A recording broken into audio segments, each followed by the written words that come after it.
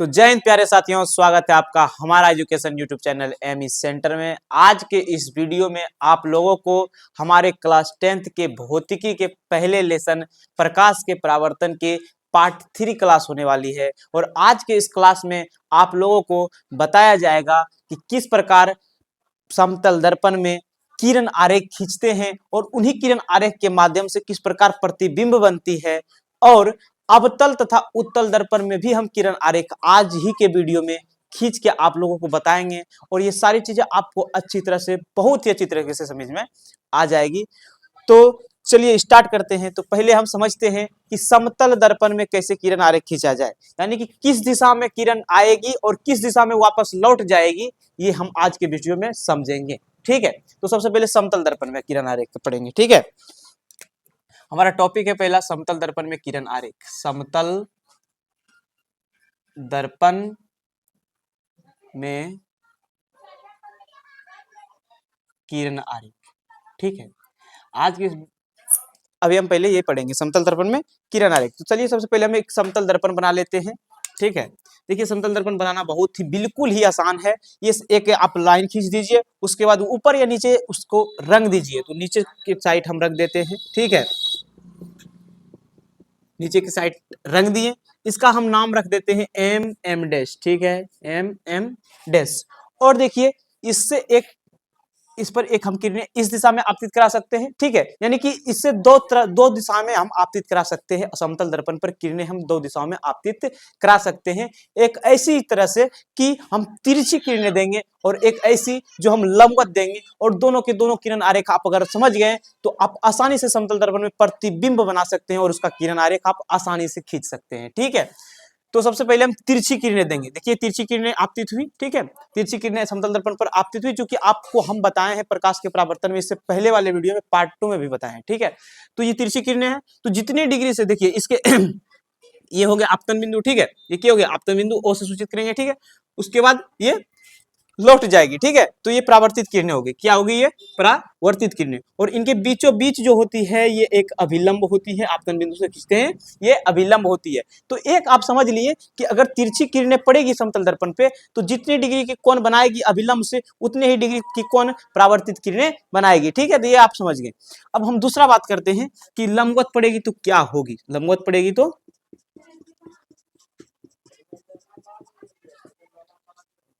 लंबवत पड़ेगी तो क्या होगी, देखिए इसका भी हम नाम रख देते हैं एम डैश। ठीक है, अब देखिए ये लंबवत पड़ी। ठीक है,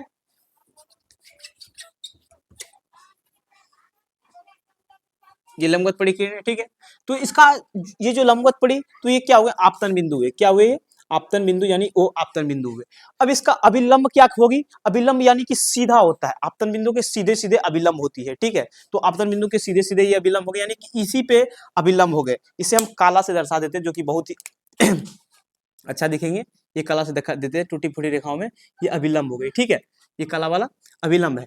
और अभिलंब है, अभिलंब की ही दिशा में आपतित हो रही है समतल दर्पण की किरणें, तो उसी पथ पर वापस लौट जाएगी। क्योंकि अगर हम जानते हैं कि अभिलंब से कितने डिग्री की कोण बना रही है, आपतित किरणें कितने डिग्री की कोण बना रही है, तो 0 डिग्री की। कितने डिग्री की, 0 डिग्री की। तो परावर्तित भी होगी तो 0 डिग्री की ही कोण बनाएगी। तो 0 डिग्री का कोण ही बनाते हुए ये वापस इसी पथ पे, और इसी, यानी कि जिस वो किरणें जिस पथ पे आ रही है उसी पथ पर वापस लौट जाएगी। ठीक है, तो ये दो प्रकार की किरण आरेख हम खींच लिए।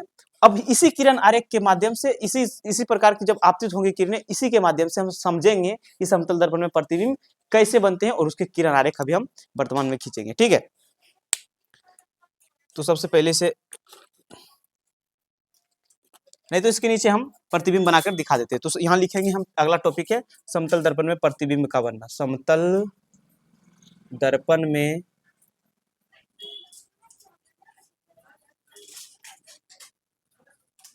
प्रतिबिंब का बनना।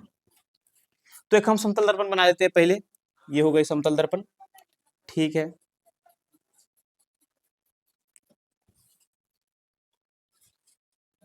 ये एम डैश। ठीक है, इसके बीचों बीच एक हम ओ ले लेते हैं अभिलंब। ठीक है, ओ ले लेते हैं एक अभिलंब। देखिए एक हम किरणें गुजारेंगे कैसे, तो एक तिरछी किरणें गुजारेंगे हम। कैसी किरणें गुजारेंगे, देखिए इस बिंदु का हमें बनाना है प्रतिबिंब। हम प्रतिबिंब का परिभाषा क्या पढ़े कि किसी बिंदु से निकली प्रकाश की किरणें प्रकाश के परावर्तन के बाद जो जिस बिंदु से मिलती है, जिस बिंदु पर मिलती है, उसे हम उस बिंदु का प्रतिबिंब कहते हैं। ये हम समझे थे।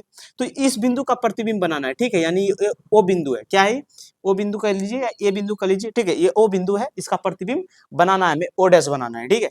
तो ये इसे दो किरणें निकलेगी, एक ऐसी किरण निकलेगी तिरछी निकलेगी और एक सीधा लंबवत निकलेगी। तो एक तिरछी किरण हम निकालें, यहां से यहां चल गए, ठीक है, एक तिरछी किरण निकाल दिए। अब एक हम लंबवत किरणें निकालेंगे, कैसे किरण निकालेंगे, तो लंबवत किरणें,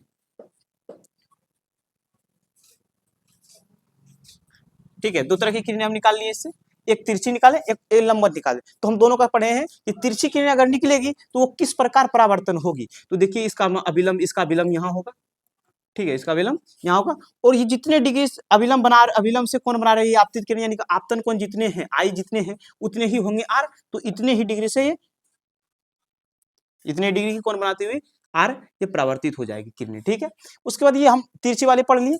अब देखिए जो लंबवत है, लंबवत पर हम क्या पढ़े थे कि देखिए सबसे पहले इसका अभिलंब बना लेते हैं, लंबवत वाला का अभिलंब, लंबवत वाला का अभिलंब ये हो जाएगा, इसी पर हो जाएंगे, जो कि बुलों से दर्शा रहे हैं, इसी पे अभिलंब हो जाएगी। तो ये फिर उसी पथ पर वापस लौट जाएगी। देखिए इसका ये वाला देखिए इसी पथ पर वापस क्या हुई है, लौट गई। अब लौट गई तो ठीक है, इसका प्रतिबिंब हम समतल दर्पण में प्रतिबिंब हर हमेशा पीछे बनती है। जब आप अपने घर के आईने में देखते होंगे उसका आपका प्रतिबिंब यानी आपका चेहरा आईने में, आईने के पीछे दिखाई पड़ता होगा, ठीक है।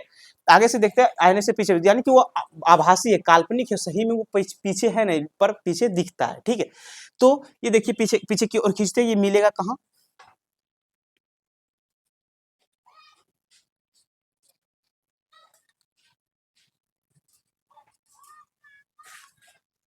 ठीक है, ये जाकर जहां मिलेगी, ठीक है, यहाँ नीचे बोर्ड में जगह नहीं है, जहां पर जाके मिलेगी वही हो जाएगी इसका प्रतिबिंब, यानी ओ डैश हो जाएगी, क्या हो जाएगी, ओ डैश। इसको आप मिला लीजिएगा, जब अगर आप इसको नोट्स कर रहे होंगे तो इसको आप मिलाइएगा नीचे जाकर के, तो ये ओ डैश बनेगी, जो जिस बिंदु पे मिलेगी वो ओ डैश बनेगी, और वही बिंदु, वही जो है इस बिंदु का प्रतिबिंब कहलाएगी, यानी कि ओ का वो प्रतिबिंब नीचे कहलाएगी, ठीक है।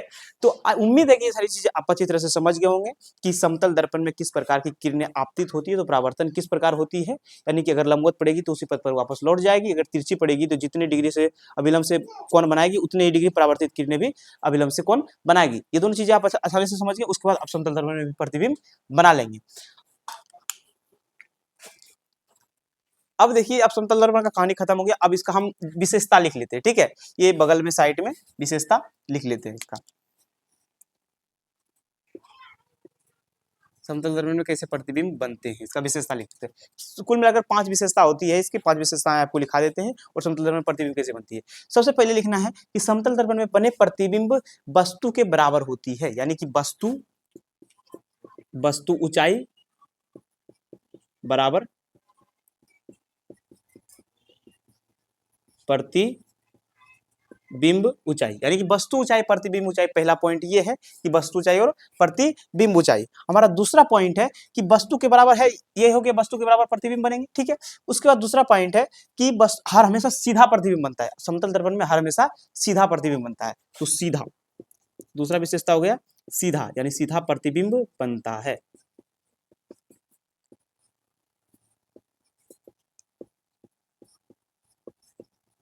सीधा प्रतिबिंब बनता है, दूसरा हो गया, ठीक है। यानी कि वस्तु बराबर प्रतिबिंब, वस्तु की ऊंचाई और प्रतिबिंब की ऊंचाई बराबर हो गई, उसके बाद सीधा बनी।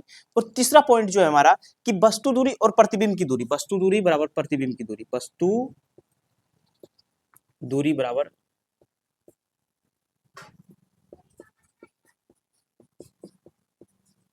प्रतिबिंब दूरी, ठीक है। यानी कि देखिए कहने का अर्थ यही है कि जितना ये देखिए यहाँ से, यानी कि दर्पण से जितना दूरी पर वस्तु रखी है, यानी कि ये वस्तु है, जितनी दूरी पर वस्तु रखी है उतनी ही दूरी पर दर्पण से पीछे उतने ही दूरी पर ये बनेगी इसका प्रतिबिंब, ठीक है। तो जैसे कि आप अपने घर में आईने देखते होंगे, तो जितना दूरी आप धीरे धीरे दूरी हटाएंगे आईने को, तो वो भी प्रतिबिंब की आप धीरे, यानी कि आपका चेहरा भी वो धीरे धीरे दूर हटेगा आईने में, ठीक है। तो ये वस्तु दूरी बराबर प्रतिबिंब दूरी आपको समझ में आ गई होगी। अब चौथी बात है, ये पार्श्व उल्टा होता है, पार्श्विक रूप से उल्टा होता है, पार्श्व रूप से क्या होते हैं, उल्टा होते हैं। पार्श्व रूप से कहें तो साइड रूप से, अगर आप आईने देखते होंगे तो आपका दायां भाग बायां भाग दिखता होगा और बायां भाग दायां भाग भी दिखता होगा, इसी को हम कहते हैं पार्श्व रूप से उल्टा होना, ठीक है। तो पार्श्व रूप से क्या होते हैं, उल्टा होते हैं। यहाँ लिखेंगे कि समतल दर्पण में बना प्रतिबिंब पार्श्व रूप से उल्टा होता है, पार्श्व रूप से उल्टा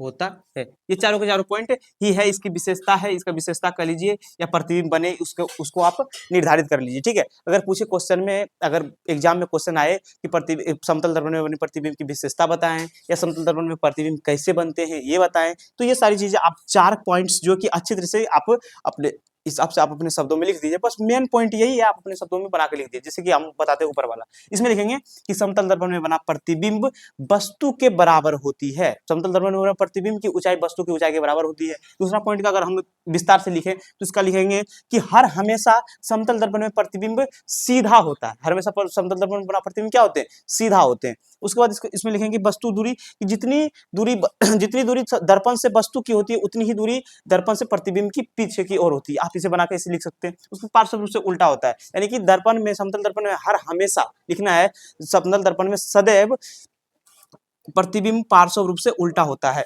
अर्थात हमारा बायां भाग दायां दिखता है, दायां भाग बायां दिखता है। ठीक है, ये समझ में आ गए? तो समतल दर्पण में पूरे के पूरे आपको हर एक चीजें समझ में आ गई होगी। अब यहाँ कोई डाउट नहीं है, अगर कोई डाउट है तो आप कमेंट में जरूर बताइएगा। वो डाउट को भी हम शॉर्ट वीडियो के माध्यम से सॉल्व करने का प्रयास करेंगे। ठीक है, अब हम अवतल और उत्तल यानी कि गोलीय में चलते हैं।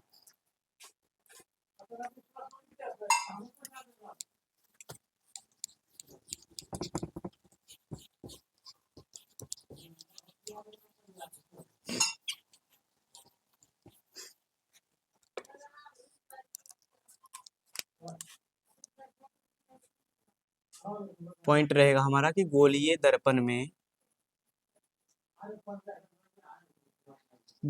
दर्पण में किरण आरेख, किरण आरेख, ठीक है, यानी कि किस दिशा में गोलीय दर्पण में किरण आरेख, यानी कि किस दिशा में आप किस दिशा से आपतित होगी गोलीय दर्पण पर और किस दिशा में वापस वो लौटेगी, यानी परावर्तित होगी, यानी परावर्तन होगी किस प्रकार से, ये हम अभी पढ़ेंगे। ठीक है, तो सबसे पहले हम क्या करते हैं, देखिए 4 दिशा में हो सकती है। पहला है कि मुख्य अक्ष के समांतर होती है। इससे पहले आपको हम पढ़ा देते, गोलीय दर्पण पढ़ा देते कि कौन किसे मुख्य अक्ष कहते हैं, किसे फोकस कहते हैं, किसे ध्रुव कहते हैं। ये पहले वाली वीडियो में बता दिए थे और अभी आप अभी भी समझ जाएंगे कि इसे क्या कहते हैं। ठीक है, तो हम एक अवतल दर्पण एक उत्तल दर्पण बनाते हैं। ठीक है, ये देखिए, ये हो गए अवतल दर्पण और ये हो गए उत्तल दर्पण। इसका बायां भाग पिछला भाग यानी कि इसका बाहरी वाला भाग रंगा होता है। अवतल दर्पण का बाहरी वाला भाग क्या होता है? रंगा होता है। और उत्तल दर्पण का भीतरी वाला भाग रंगा होता है। ठीक है, ये सब चीजें तो आप अच्छी तरह से जानते होंगे, ये छोटा मोटा बात है। ठीक है, देखिए दोनों का एक एक मुख अक्ष को खींचते हैं। देखिए दोनों का एक एक मुख अक्ष खींच लिए। ठीक है, ये जो होती है ये समतल दर्पण सॉरी अवतल दर्पण में जो भी चीजें होती है, जितने भी मेजरमेंट वाले चीजें होती है, यानी कि कहें ध्रुव ध्रुव कहें, ये फोकस कहें, वक्रता केंद्र कहें, ये सारे के सारे बाईं तरफ होती है। किधर होती है? बाईं तरफ, यानी कि जिधर जिधर वक्रीय होंगे उधर तो ही होंगे ना। तो वक्रीय किधर है? इधर है, यानी कि कर्व इधर है तो इधर ही होगी। ठीक है, उसके बाद देखिए ये सब उत्तल दर्पण है। क्या है ये? उत्तल दर्पण में इसके जो जितने भी मेजरमेंट होते हैं, यानी कि ध्रुव कहें, ध्रुव तो ये तो इस पॉइंट पे, दर्पण के पॉइंट पे ही होती है।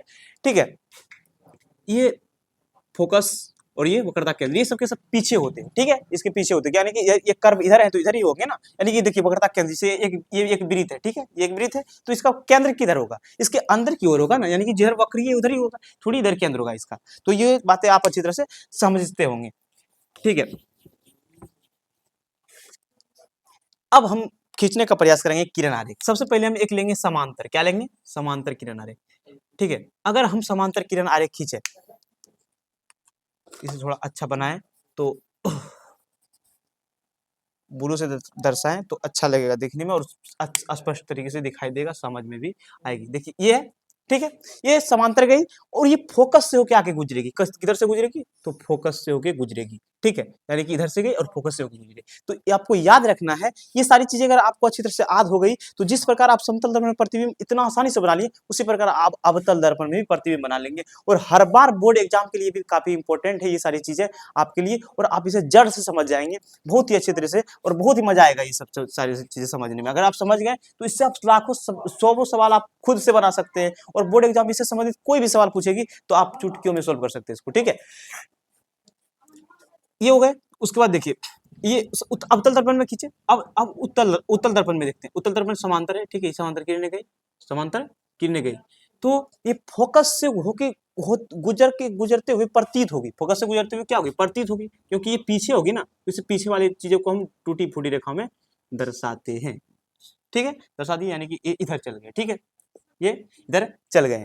तो ये हम समझ लिए, पहले पहला पॉइंट था हमारा, ये किरण किस दिशा में है, तो मुख अक्ष के समांतर है। क्या है, मुख अक्ष के, मुख्य अक्ष के समांतर। तो मुख अक्ष के समांतर किरण हम खींच लिए। ठीक है, तो ये फोकस से आके गुजरेगी, ये हम जानेंगे। ठीक है, अब दूसरा है हमारा, पहले एक हम अवतल और एक उत्तल दो दर्पण बना लेते हैं। ये अवतल दर्पण हो गए, ये उत्तल दर्पण हो गए। इसका बाहरी भाग हम रंग दिए तो ये अवतल हो गए, और इसका भीतरी भाग रंग दिए तो ये उत्तल हो गए। ठीक है,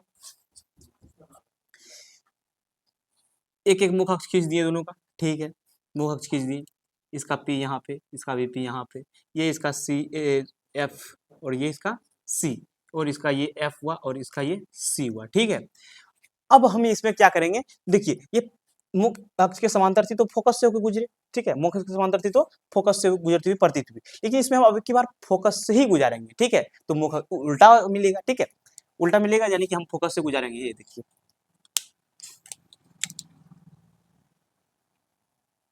फोकस से को गुजार दी, फोकस से होकर गुजार दिए, फोकस से होकर गुजार दिए, तो ये जो किरणें लौटेगी, परावर्तित किरणें जो होगी वो मुख्य अक्ष के समांतर होगी। जिस प्रकार मुख्य अक्ष के समांतर गई थी और फोकस से होकर गुजरी थी, उसी प्रकार फोकस से होकर आपतित किरण गई है तो परावर्तित किरण मुख्य अक्ष के समांतर होगी। ठीक है, ये दूसरे एक दूसरे के जो विपरीत तरीके से आप समझ सकते हैं। ठीक है, तो मुख्य अक्ष के समांतर लौट गई। ठीक है, इसी प्रकार इसमें भी देखेंगे हम, यानी कि इसकी दिशा में देंगे।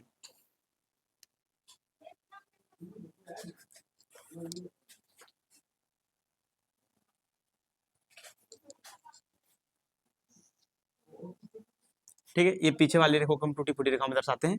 ये ऐसे गए, यानी फोकस की दिशा में गई तो मुख अक्ष के समांतर होगी। क्या होगी, मुख अक्ष के समांतर होगी, यानी कि यहाँ से ये समांतर होगी। ठीक है, तो उम्मीद है कि ये सारी चीजें भी आप अच्छी तरह से समझ गए। अब हम जो अगला चीजें हैं हमारी अगली टॉपिक, ये पहले लिख देते हैं हम फोकस की दिशा में, फोकस की दिशा में, फोकस की दिशा में। ठीक है, अब तीसरा पॉइंट देते हैं, तीसरा पॉइंट लिखते हैं। तीसरा पॉइंट है हमारा कि पहले हम एक अवतल और एक उत्तल दर्पण बना लेते हैं। एक अवतल है और ये क्या है, एक उत्तल है।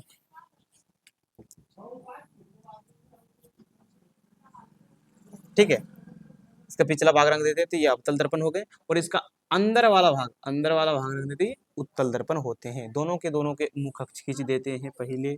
ठीक है, इसका पी दोनों का दर्पण के सतह पर ही होती है पी, और इसका पी इसके बाईं ओर होगा एफ, दूनी दूरी पर सी, इसका दाईं ओर होगा एफ, दूनी दूरी पर सी। ठीक है, देखिए एक समांतर गुजार दिए हम, फोकस से गुजार दिए, तो बचा क्या, दो चीजें और बची। देखिए इसमें कितने मेजरमेंट है, ये ध्रुव है, फोकस है और वक्रता केंद्र है, तीन है, और दो हम खींच दिए हैं, और एक है मुख अक्ष, यानी कि चार तरह से हम आपतित करवा सकते हैं अवतल दर्पण पर और उत्तल दर्पण पर किरणें, जिसमें कि हम दो अभी तक पढ़ लिए।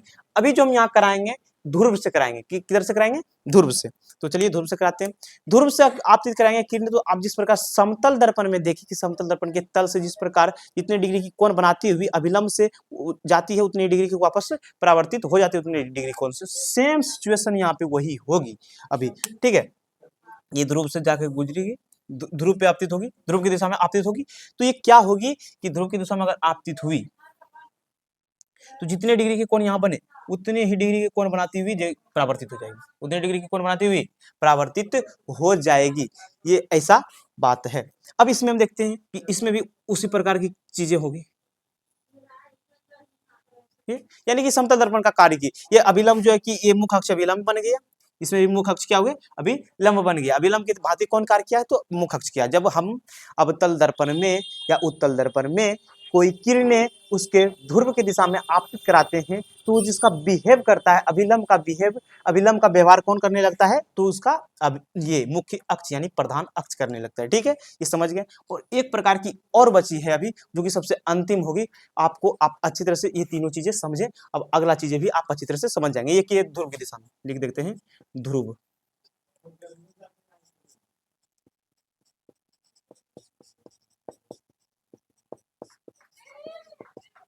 ध्रुव की दिशा में, ठीक है। अब हम खींचेंगे, देखिए हम मुख अक्ष समांतर खींच दिए, फोकस की दिशा में खींच दिए, ध्रुव की दिशा में खींच दिए, बच बचाए क्या, एक वक्रता केंद्र की दिशा में, जो कि अभी हम वक्रता केंद्र की दिशा में कर देंगे, खींचेंगे, ठीक है।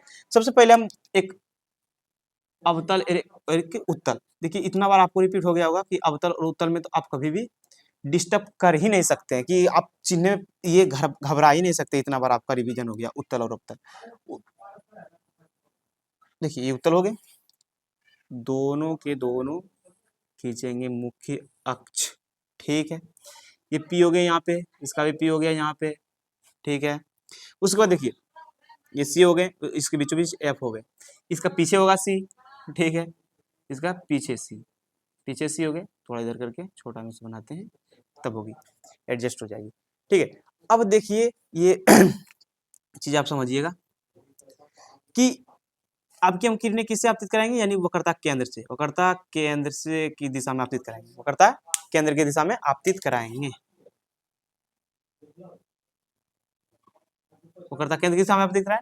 तो वक्रता केंद्र की दिशा में हम आपतित कराते हैं तो किस प्रकार की वो परावर्तन होगी, परावर्तित किरणें किस कैसे लौटेगी, तो आप याद कीजिए कि समतल दर्पण में अगर आप लंबवत कराए थे तो उसी पथ पर वापस लौट गए थे, तो उसी प्रकार वही भांति कार्य करता है यहाँ भी, कि हम अगर वक्रता केंद्र की दिशा में हम वक्रता केंद्र की दिशा में अगर अवतल दर्पण पर हम किरणें आपतित कराएंगे तो उसी पथ पे वापस लौट जाएगी, यानी कि जिस पथ पर चल के वो गई है उसी पथ पर वापस लौट जाएगी, दूसरी पथ नहीं बनाएगी किसी भी माध्यम में, ठीक है। तो इसी पथ पर वापस ये लौट गई, जी इसी पथ पर वापस ये लौट गई, ठीक है, ये समझ गया। इस प्रकार इसमें भी, ठीक है, ये पीछे वाले को हम टूटी फूटी रेखाओं से दर्शाते हैं, ये बार बार आपको बता रहे हैं, ठीक है। तो ये गई और इसी पद पर वापस लौट गई, सेम सिचुएशन, ठीक है। तो उम्मीद है कि ये सारी चीजें यहाँ पे पहले हम लिख देते 4 नंबर, कि वक्रता केंद्र की दिशा में क्या, वक्रता